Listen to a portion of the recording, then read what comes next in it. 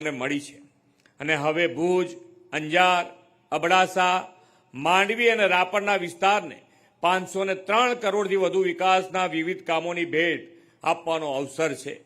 આ વિવિધ વિકાસ કામોના પરિણામે કચ્છમાં માળખાકીય સુવિધાઓમાં વધારો થશે અને કચ્છના વિકાસને વધુ ગતિ મળશે.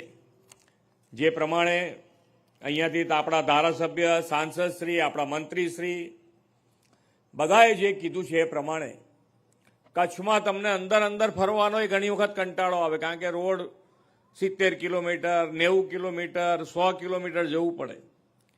પણ આ બધાએ ભેગા થઈને એવું માળખું બનાવવાનું તૈયાર કર્યું છે કે તમને કચ્છમાં અંદર જવાનો ક્યાંય કંટાળો નહીં આવે એવું 2 વર્ષમાં આખું નેટવર્ક પૂરું થઈ જવાનું છે. ખૂબ સારું આયોજન બધાએ ભેગા થઈને કર્યું છે અને અમે સરકાર તરીકે અમારી પણ નેમ છે કે ભાઈ આ કચ્છ બહાર જવાના રોડ સારા જ છે, છેક સુધી તમે ગમે ત્યાં જઈ શકો એવી વાત છે.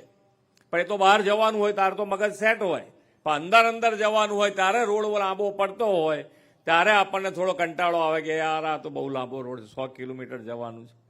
તો એ બધા રોડ વર્ક જેટલું બને એટલું શોર્ટ થાય અને એ રોડ બધા બને એવા આયોજન બધાએ ભેગા થઈને કર્યું છે અને સરકારનો એમાં પૂરેપૂરો સહયોગ છે.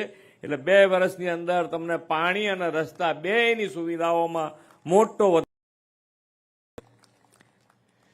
વિશ્વનો સૌથી મોટો હાઇબ્રિડ રિન્યુએબલ એનર્જી પાર્ક વડાપ્રધાનશ્રીના દિશા દર્શનમાં કચ્છમાં આકાર પામી રહ્યો છે. તે ગુજરાતને રિન્યુએબલ એનર્જીનું હબ બનાવશે. વડાપ્રધાનશ્રીની દીર્ઘદ્રષ્ટિથી ધોરડો તો આજે રણોત્સવના કારણે ઇન્ટરનેશનલ ટુરિઝમ ડેસ્ટિનેશન બન્યું છે અને વિશ્વમાં બેસ્ટ ટુરિઝમ વિલેજ તરીકેનું પણ સ્થાન પામ્યું છે.